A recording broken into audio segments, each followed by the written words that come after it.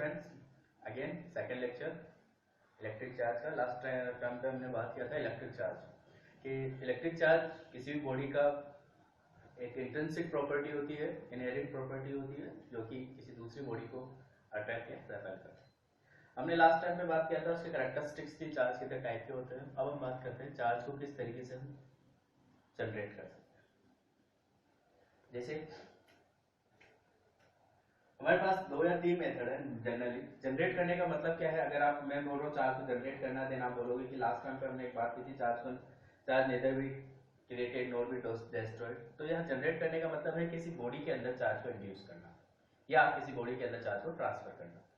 तो फर्स्ट हम मेथड देखते हैं चार्ज को ट्रांसफर करने का। तो फर्स्ट मेथड है फ्रिक्शन मेथड, या हम इसे रबिंग भी कह सकते हैं।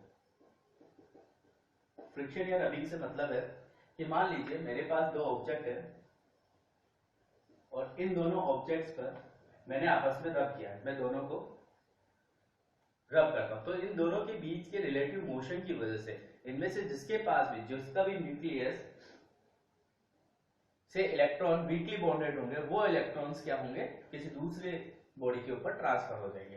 तो जब मैंने इन्हें रब किया तो मान लेते हैं इसके पास 5 इलेक्ट्रॉन आ गए और इसके पास 5 प्रोटॉन हो जाएंगे। ये इसके पास ऑलरेडी थे ये, लेकिन इलेक्ट्रॉन निकल गए तो नंबर ऑफ प्रोटॉन ज्यादा हो गए, इसलिए हम यहाँ पर 5 प्रोटॉन एंड 5 इलेक्ट्रॉन कंसीडर कर रहे हैं। याद रखना फ्रिक्शन मेथड में क्या होगा, फ्रिक्शन मेथड में आपके हमेशा जितना नंबर ऑफ चार्ज किस बॉडी पर जनरेट होता है, सेम अमाउंट का नंबर ऑफ चार्ज दूसरी बॉडी पर जनरेट होगा, लेकिन अपोजिट साइड का। ये हो गया हमारा फ्रिक्शन मेथड। सेकेंड है कंडक्शन मेथड। कंडक्शन मेथड के अकॉर्डिंग क्या है कि अगर मान लीजिए आपका ऑब्जेक्ट, ये मेरे पास 2 ऑब्जेक्ट है, इसके पास 10 इलेक्ट्रॉन है और ये जो दूसरा ऑब्जेक्ट है ये मेरा न्यूट्रल है, इसके पास कोई चार्ज नहीं है। तो मैंने क्या किया, यहाँ पर एक कंडक्टिंग वायर से इन दोनों को कनेक्ट कर दिया। जरूरी नहीं है कंडक्टिंग वायर से, मैं इन दोनों को टच भी कर देता हूं तो भी क्या होगा, यहां से जो चार्ज होगा वो यहाँ पर ट्रांसफर होना स्टार्ट हो जाएगा। अगर दोनों बॉडीज आपकी इक्वल है, आइडेंटिकल है, तो दोनों में इक्वली चार्ज डिस्ट्रीब्यूट होगा। और नेक्स्ट आपके पास अगर इसके पास 10 इलेक्ट्रॉन थे तो यहाँ 5 इलेक्ट्रॉन बच जाएगा और इसके पास भी 5 इलेक्ट्रॉन बच जाएगा। लेकिन कब, जब ये दोनों बॉडीज आइडेंटिकल होगी, एक जैसी होगी। अगर बॉडी आइडेंटिकल नहीं है तो आपको यहाँ पर अलग अलग चार्ज आएगा। वो कैसे आता है वो हम आगे स्टडी करेंगे। थर्ड है हमारे पास मेथड इंडक्शन। इंडक्शन का नाम तो सुना ही होगा, अपने किचन में भी काफी यूज में होता है ये चीजें। तो उसमें होता क्या है, इंडक्शन का अगर हम मीनिंग की बात करें तो इन्फ्लुएंस में, मतलब बिना किसी कांटेक्ट में आप किसी के साथ कैसे इन्फ्लुएंस में आ सकते हो, वो आपका इंडक्शन है। जैसे हम बात करें कि मान लीजिए कोई लीडर है, आपको बहुत पसंद है, आपने उनका एक लेक्चर सुना, देन वो इतना ज्यादा मोटिवेशनल लेक्चर है कि आपको ऐसा लगा कि मुझे भी ऐसा करना चाहिए। वो आपके कांटेक्ट में नहीं है, आपके टच में नहीं है, लेकिन आपने उन्हें टीवी पर देखा, स्टेज पर देखा, तो आपको ऐसा लग रहा था कि नहीं ये जो बोल रहे हैं वो मुझे भी करना चाहिए, इतना अच्छा लेक्चर था उनका। तो आप उनके इन्फ्लुएंस में आ गए। हालांकि ये सिर्फ 2 दिन रहता है, उसके बाद सब खत्म हो जाता है, पर ये जो 2 दिन का इन्फ्लुएंस था, बिना उनके कांटेक्ट में आए, उनकी बातों से आपके अंदर कुछ जनरेट हो रहा है, कुछ इंड्यूस हो रहा है, उसी को हम इंडक्शन कहते हैं। हमारे चार्ज के साथ भी यही है। हमारे चार्ज के साथ क्या है कि अगर ये बॉडी है, न्यूट्रल है, इसके पास आपने दूसरा एक बॉडी लेकर आते हो पॉजिटिव चार्ज, तो ये बॉडी क्या करेगा, हमें पता है पॉजिटिव चार्ज नेगेटिव को अट्रैक्ट करेगा। इस बॉडी के पास पॉजिटिव और नेगेटिव दोनों चार्ज है, तो ये इसके नेगेटिव पार्ट को अट्रैक्ट कर लेगा और पॉजिटिव पार्ट को रेपेल कर देगा। अब अगर मुझे यहाँ पर पॉजिटिव या नेगेटिव कोई बॉडी चाहिए तो मैं इसे क्या करूं, बीच से ब्रेक कर देता हूं तो मुझे नेगेटिव मिलेगा। दूसरा है मेरे पास ब्रेक ना करूं, मुझे बॉडी वही चाहिए, ऑब्जेक्ट में चेंज नहीं होना चाहिए, तो मैं यहां पर इस बॉडी को अर्थ कर देता हूं। अर्थ करने से मतलब क्या है, अर्थिंग करने से, ग्राउंडिंग करने से, कि यहां पर जितना भी चार्ज है जिसके साथ मैंने अर्थ किया है वो अंदर चला जाएगा। नेगेटिव चार्ज को तो ये पकड़ के रखा हुआ है, ये जाने नहीं देगा। पॉजिटिव चार्ज को रेपेल कर रहा है, तो पॉजिटिव चार्ज आपका अंदर चला जाएगा। जब सारा का सारा पॉजिटिव चार्ज अंदर चला गया तो यहाँ पर सिर्फ और सिर्फ नेगेटिव चार्ज बचेगा। और अब अगर मैं इसे रिमूव भी कर देता हूँ, हटा भी देता हूँ, तब भी इस बॉडी के पास आपके पास टोटल नेगेटिव चार्ज आ गया। तो ये आपकी बॉडी नेगेटिव चार्ज हो गई। अगर मान लीजिए मुझे इसमें से सिर्फ पॉजिटिव चार्ज रखना था, तो मैं यहां ग्राउंड कर दूं तो क्या पॉजिटिव चार्ज रहेगा? नहीं रहेगा। क्यों? क्योंकि ये इस नेगेटिव चार्ज को जाने नहीं देगा, ये उसे अट्रैक्ट करके रखा हुआ है। तो अगर मुझे किसी बॉडी के ऊपर पॉजिटिव चार्ज बनाना है तो मुझे कुछ भी करके यहां पर नेगेटिव चार्ज रखना ही पड़ेगा। क्लियर है?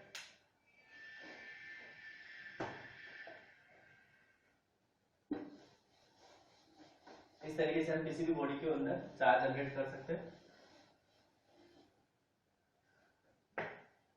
अब हम बात करते हैं यहाँ पर इलेक्ट्रोस्कोप की। इलेक्ट्रोस्कोप ऐसी डिवाइस होती है जो कि हम चार्ज डिटेक्ट कर सकते हैं कि किसी ऑब्जेक्ट के ऊपर चार्ज है या नहीं है। देखो मान लीजिए किसी इसके ऊपर चार्ज है और मुझे ये देखना है कि इस बॉडी के ऊपर अगर आपने कोई चार्ज रखा है नहीं रखा है, मुझे चेक करना है। हमारे पास दो मेथड है, एक तो मैं इसे टच कर लूं, जैसे मैं इसे कांटेक्ट में आता हूँ, चार्ज मेरी बॉडी के अंदर एंटर होने का ट्राई करेगा और ऑब्वियसली ये हार्म करेगा। तो मैं ऐसा तो नहीं कर सकता कि अपने किसी भी लाइव वायर को पकड़ लेता हूँ और कि हाँ चार्ज है या नहीं है। ये मेथड बहुत पुराना हो गया। हमारे पास जो मेथड है वो है इलेक्ट्रोस्कोप का। इलेक्ट्रोस्कोप ऐसी डिवाइस होती है जो चार्ज को डिटेक्ट कर सकती है।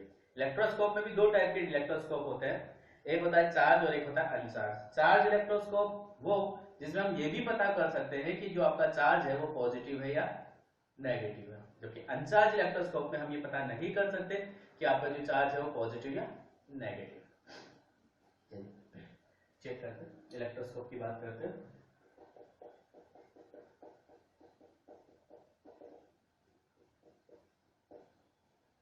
The device which is used to detect body is charged or uncharged। हम उस डिवाइस से ये पता कर सकते हैं कि आपकी बॉडी चार्ज है या अनचार्ज है। अपने पास दो टाइप के इलेक्ट्रोस्कोप होते हैं, एक होता है अनचार्ज electroscope and second one charge electroscope.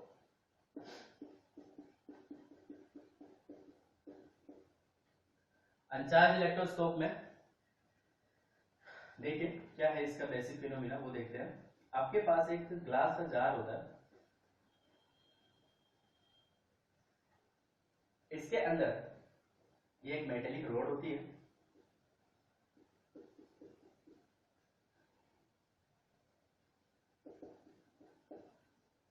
इस मेटेलिक रोड पर दो लीफ होती है, लीव्स है। ये आपकी जो लीव्स होगी गोल्ड फॉइल की होती है, ठीक, काफी बारीक होती है, हल्की होती है काफी। अब किस तरीके से हम इसमें चार्ज डिटेक्ट करते हैं? मान लीजिए एक बॉडी है, ये इसको आपने कुछ चार्ज दिया है, हमें नहीं पता है पॉजिटिव चार्ज है या नेगेटिव चार्ज है, लेकिन कुछ चार्ज है। तो जैसे मैं इसके पास लेकर आऊंगा तो यहां पर टच किया जैसे मैंने, तो ये जो पॉजिटिव चार्ज है ये अंदर जाने लगेगा। तो इस पूरी बॉडी के अंदर पॉजिटिव चार्ज एंटर कर जाएगा। और हमें पता है अगर इन दोनों के पास पॉजिटिव चार्ज आ गया, positive positive repels each other, तो यहाँ पर ये इसे रेपल करेगा। और आप देखोगे कि जैसे ही आप उसके कांटेक्ट में आए, ये जो फॉइल है, ये जो गोल्ड लीव्स है, ये क्या करने लग जाएगी, एक दूसरे को रेपल करने लग जाएगी। और हमें पता चल जाएगा कि इसके पास कोई ना कोई चार्ज आया हुआ है।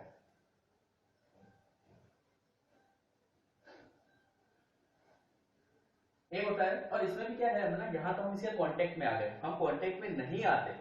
और मान लीजिए इंडक्शन से हम यहाँ पर चार्ज डिटेक्ट करते, तो इसको मैं इसके पास लेकर आता, तो इंडक्शन से इसके पास नेगेटिव चार्ज आ जाता, नेगेटिव चार्ज अंदर जाता, दोनों लीव्स पर नेगेटिव चार्ज आता और नेगेटिव चार्ज एक दूसरे को रेपेल करते। तो यहाँ पर चाहे हम इंडक्शन मेथड यूज ले या कंडक्शन मेथड यूज ले, रेपेल ही होगा, लीव्स आपकी दूर ही जाती हुई दिखाई देगी। ये आपका मेथड है अनचार्ज इलेक्ट्रोस्कोप का। चार्ज इलेक्ट्रोस्कोप में क्या रहता है कि ये जो आपका मैकेनिज्म वही है, पर ये जो लीव्स है, गोल्ड लीव्स है, ये ऑलरेडी चार्ज होती है। मान लो आपने इसको, आपको पता है कि आपने इसे ऑलरेडी पॉजिटिव चार्ज कर दिया है। अब पॉजिटिव चार्ज कर दिया है तो एक जो लीव्स है किसी प्रॉपर डिस्टेंस में रहेगी। अब इसके पास आप लेकर आ जाते हो एक नेगेटिव चार्ज को। तो जैसे मैं नेगेटिव चार्ज को इसे कांटेक्ट में लेकर आऊंगा, कंडक्शन मेथड से टच कर दिया, तो यहां से नेगेटिव चार्ज अंदर आने लग जाएगा और ये नेगेटिव चार्ज इस पॉजिटिव चार्ज को खत्म करेगा।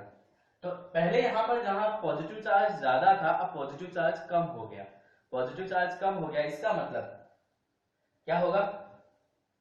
लीव्स पास आने लग जाएगी। क्यों? क्योंकि चार्ज कम हो गया तो फोर्स दोनों चार्ज के बीच में कम होगा तो ये लीव्स इस तरीके से आएगी।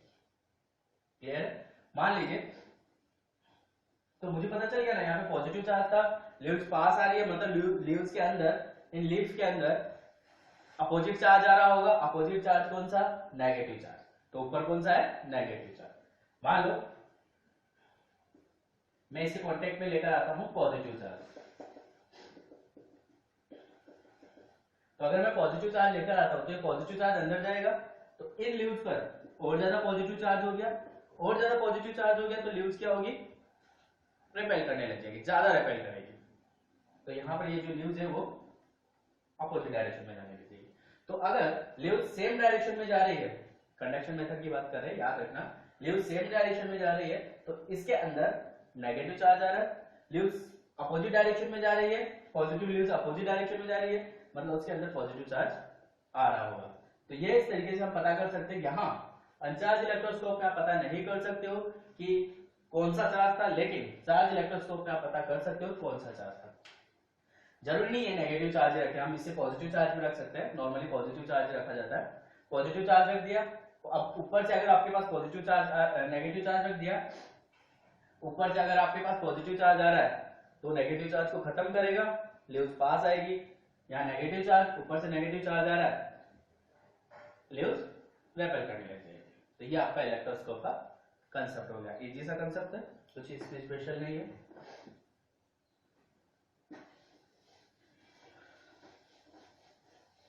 नाउ अब हमारे इलेक्ट्रोस्कोप के मेन जो कूलम्स थे उन्होंने एक लॉ दिया था, क्योंकि हम इतनी देर से देख रहे हैं पॉजिटिव पॉजिटिव चार्ज रिपेल कर रहा है, पॉजिटिव नेगेटिव चार्ज रिपेल कर रहा है, अट्रैक्ट कर रहा है, नेगेटिव नेगेटिव रिपेल कर रहा है। तो कितना अट्रैक्ट कितना रिपेल कर रहा है, उसके लिए कूलम अपने एक साइंटिस्ट है, उन्होंने एक लॉ दिया, कूलम्स लॉ जिसे हम बोलते हैं, या इलेक्ट्रिक फोर्स का हम यहाँ पर स्टडी करेंगे कि कितना इलेक्ट्रिक फोर्स लगता है दो चार्ज के बीच में। इंपॉर्टेंट टॉपिक है अपना जो इलेक्ट्रोस्टैट है, बेसिकली इसी पे बेस्ड है, कूलम्स लॉ।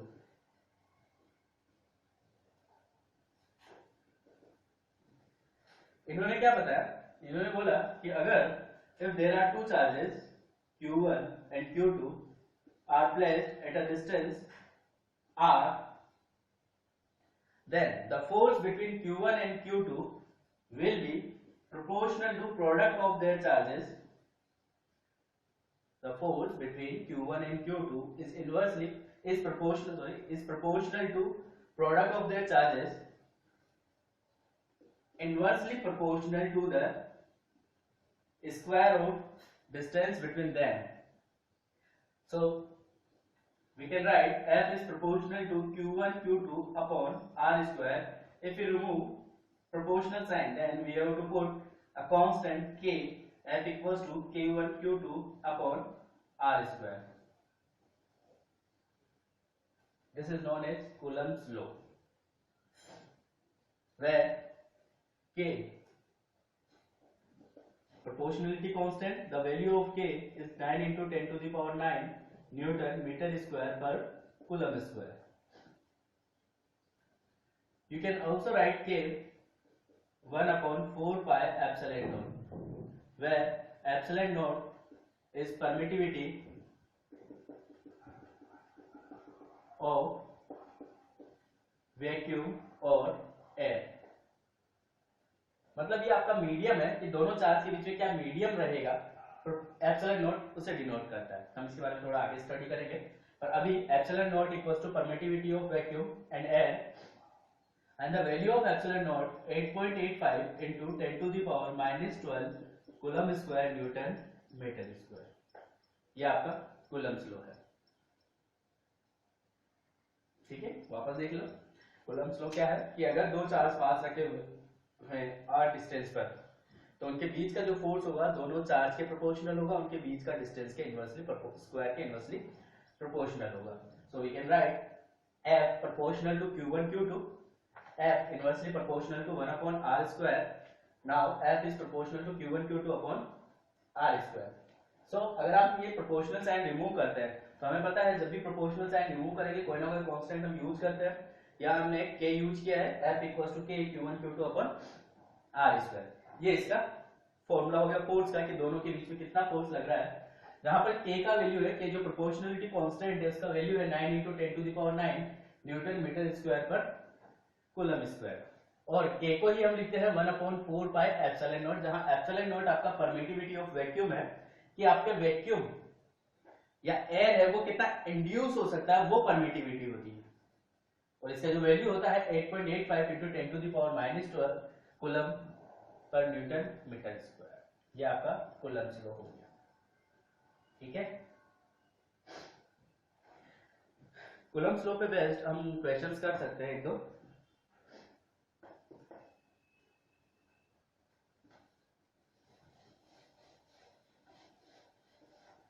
नोट्स बनाते रहना साथ के साथ। अब जैसे हमारा फर्स्ट क्वेश्चन ही हम करते हैं, फाइंड फोर्स बिटवीन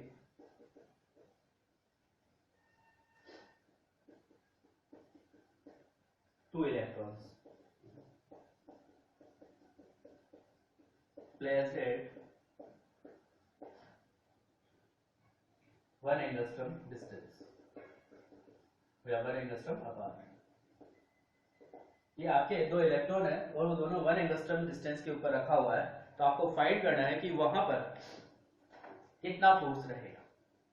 देखो फिजिक्स में कभी क्वेश्चंस करो तो एक चीज याद रखना है कि चाहे क्वेश्चन आपको आ रहा हो, इजी लग रहा हो या हार्ड लग रहा हो, नहीं आ रहा हो, कुछ समझ नहीं आ रहा क्या है क्वेश्चंस, डायग्राम प्लॉट करो, रफ डायग्राम प्लॉट करो, रॉन्ग होगा डायग्राम चलेगा, पर एक्चुअली डायग्राम प्लॉट करने से आपको एक आइडिया आ जाता है कि किस तरीके से हमें क्वेश्चंस सोल्व करना है।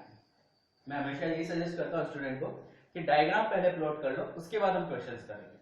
तो देखो जैसे अपने पास ये दो इलेक्ट्रॉन है तो मैं इलेक्ट्रॉन बना देता हूँ, एक इलेक्ट्रॉन यहाँ आ गया, दूसरा इलेक्ट्रॉन यहाँ आ गया, दोनों के बीच का डिस्टेंस 1 एंगस्ट्रॉम है। हमें पता है 1 एंगस्ट्रॉम का मतलब 1 × 10 टू द पावर -10 मीटर होता है। ठीक है, फोर्स का फॉर्मूला, फोर्स का अभी आपने जो फोर्स है, हम जो फोर्स की बात कर रहे हैं इलेक्ट्रिक फोर्स की बात कर रहे हैं ना, F equals to K Q1 Q2 upon R square. K Q1 कितना चार्ज है, इलेक्ट्रॉन का चार्ज, Q2 कितना चार्ज है, इलेक्ट्रॉन का charge upon R square. K का value 9 × 10 to the power 9 into electron का charge 1.6 × 10 to the power -19, electron का charge 1.6 × 10 to the power -19 upon 1 angstrom 10 to the power -10 whole square. So F will be F equals to 9 1.6 into 1.6 into 10 to the power कितना होता है 38, 38 minus 9 29 upon 10 to the power -20 ऊपर जाएगा 10 to the power 49। इसको solve कर लेना, ये आपका F का वैल्यू हो जाएगा न्यूटन, इतना आपका आंसर रहेगा। ठीक है, हमारे बोर्ड में या कंपटीशन में एक क्वेश्चन है जो कि इंपॉर्टेंट है, वो देखते हैं।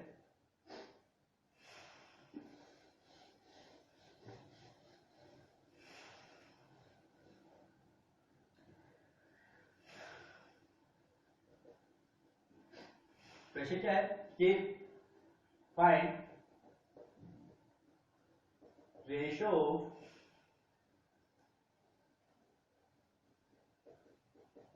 electric and gravitational force between an electron and a proton।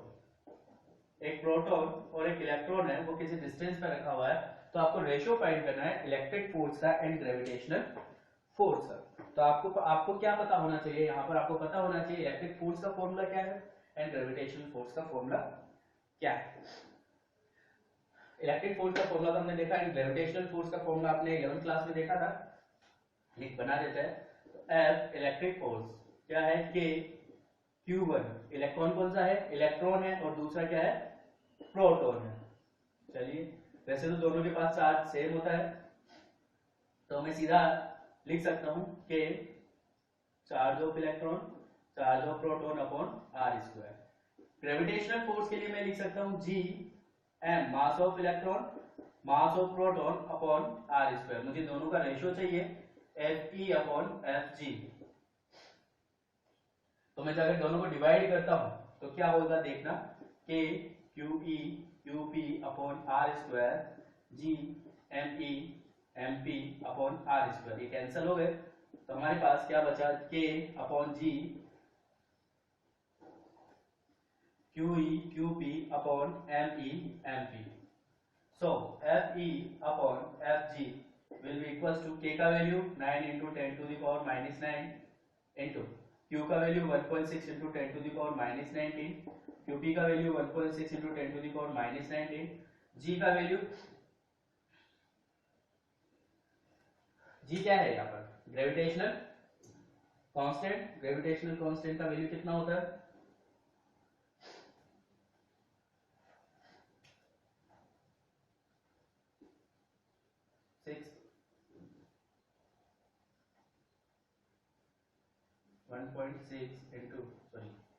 6.67 into 10 to the power minus 11 into mass of electron, electron का मास 9.1 10 to the power minus 31 and mass of proton 1.6 into 10 to the power minus 27।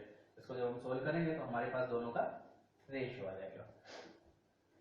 ठीक है, ये force of electron है, sorry electric force और gravitational force के बीच का ratio हो गया। आपको इसमें क्या क्या लर्न करना था, ये K का वैल्यू तो चलो चैप्टर पढ़ रहे तो हमें लर्न हो गया होगा, G का वैल्यू आपको लर्न होना था, चार्ज का वैल्यू आपको पता होना चाहिए था, और मास of electron mass of proton आपको पता होना चाहिए। अब हमें पता है कि जो इलेक्ट्रिक फोर्स है, जो कूलम्ब्स फोर्स है, वो वेक्टर क्वांटिटी है, फोर्स वेक्टर क्वांटिटी होती है। अभी तक हमने वेक्टर यूज नहीं किया, क्यों, क्योंकि हम एक ही लाइन में बात कर रहे हैं कि दोनों जो चार्ज रखा हुआ है वो एक ही लाइन पे रखा हुआ है। लेकिन क्या हो अगर मोर देन वन चार्ज हो, या फिर चार्ज को पर्टिकुलर आपको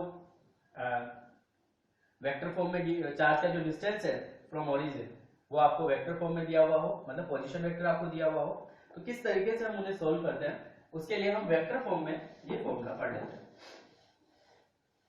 तो नेक्स्ट टॉपिक है अपना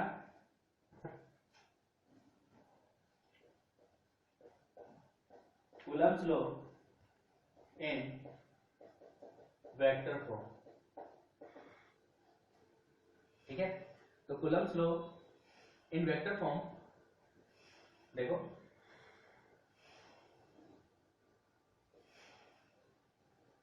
ये अपना ओरिजिन है, दो चार्ज Q1 यहां प्लेस्ड है, सेकंड चार्ज Q2 यहां प्लेस्ड है, इसका पोजीशन वेक्टर R1 है एंड इसका पोजीशन वेक्टर R2 है। अगर हम Q1 एंड Q2 इनके बीच के डिस्टेंस की बात करें तो Q1 से Q2 के बीच का डिस्टेंस हम कंसीडर कर लेते हैं R12 और Q2 से Q1 के बीच का डिस्टेंस R21 कंसीडर कर लेते हैं। यहां पर देखने पर हमें पता चल रहा है कि जो R12 है वो R21 के इक्वल रहेगा मैग्नीट्यूड की फॉर्म में, तो दोनों के बीच का डिस्टेंस इक्वल ही है, चाहे इधर से वहां जाए या वहां से वहां जाए। लेकिन वेक्टर फॉर्म की अगर हम बात करें वेक्टोरियल, तो R12 equals to minus of R21 रहेगा। ठीक, दूसरा R12 को मैं लिख सकता हूं R2 vector minus R1 vector, and R21 को लिख सकता हूं R1 vector minus R2 vector. ठीक है, बेसिक है, वेक्टर में हमने पढ़ा था 11th क्लास में। अब यहाँ पे कूलम्ब्स लॉ की बात करें तो मैं बात करता हूं फोर्स ऑन 1/2। ठीक है, या हाँ चलो फोर्स ऑन 1/2 की बात करें तो ये होगा K Q1 Q2 upon distance में R12 लेता हूं R12। अब यहां पर एक चीज इंपॉर्टेंट है कि फॉर्मूला हमारा ये था, लेकिन डायरेक्शन, फोर्स का डायरेक्शन भी तो हमें पता होना चाहिए, और मुझे पता है फोर्स का डायरेक्शन कहां लग रहा होगा। यहाँ पर ये थोड़ा उल्टा लेंगे इसको, ये R21 होगा इधर से और इस डायरेक्शन के लिए R12 होगा।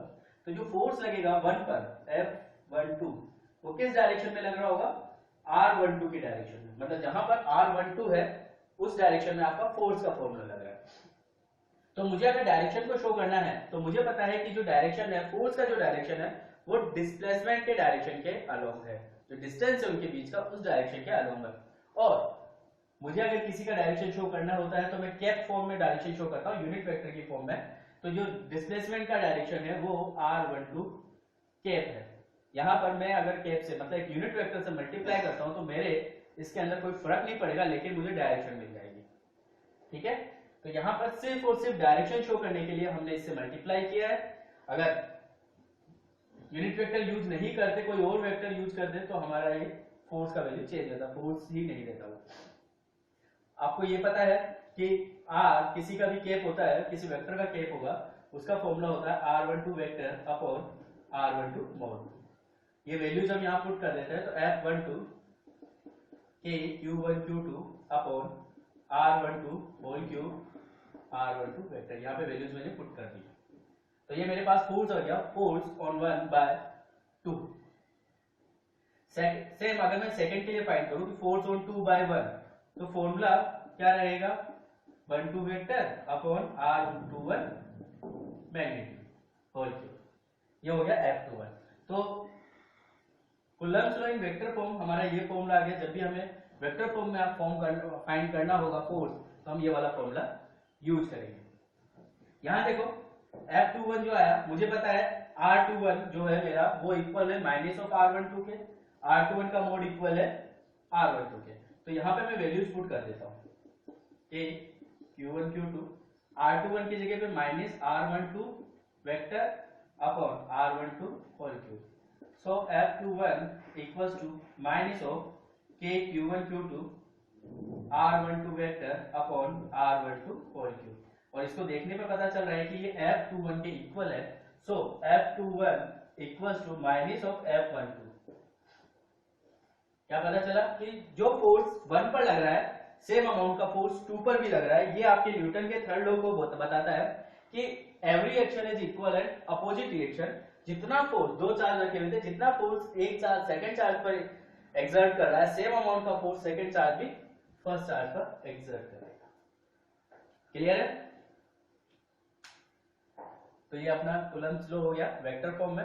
आज के लिए काफी है।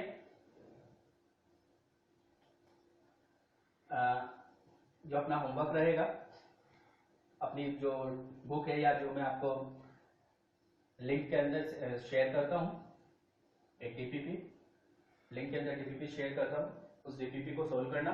कोई भी डाउट आता है तो वो डाउट हम डिस्कस करेंगे।